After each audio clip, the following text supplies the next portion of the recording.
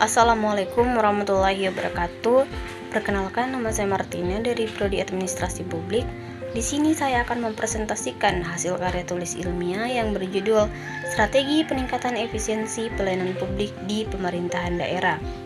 Namun sebelum itu, saya akan menjelaskan sedikit mengenai latar belakangnya.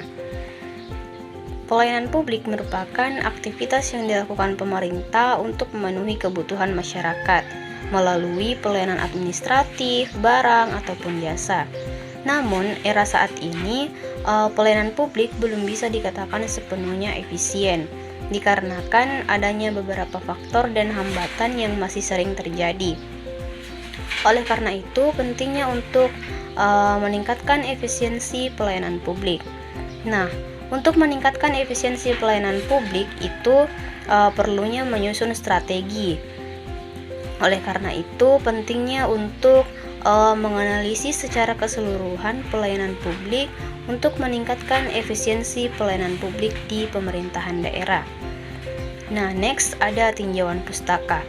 Tinjauan pustaka terdiri dari 4 poin. Yang pertama ada konsep pelayanan publik, yang kedua ada efisiensi dalam pelayanan publik, yang ketiga ada regulasi dan kebijakan pelayanan publik di pemerintahan daerah, dan yang terakhir ada strategi peningkatan efisiensi pelayanan publik.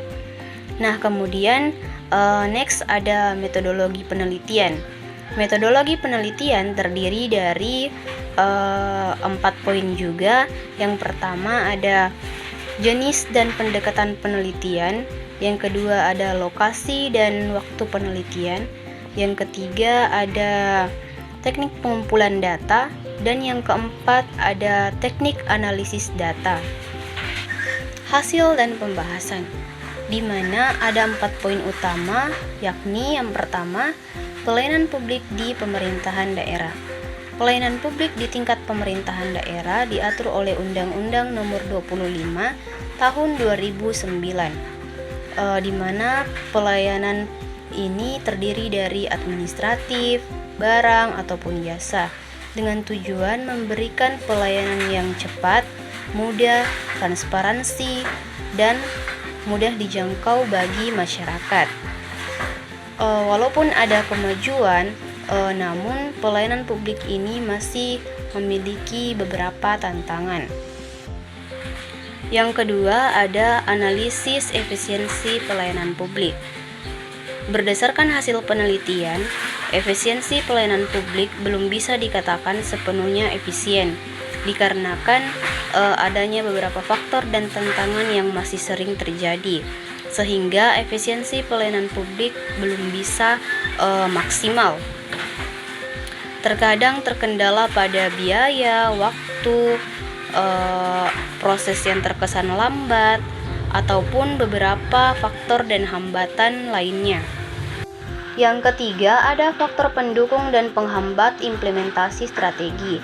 Nah, faktor pendukung itu sendiri terdiri dari kesadaran ASN, organisasi yang terstruktur, pengawasan yang efektif, dan berbagai faktor pendukung lainnya.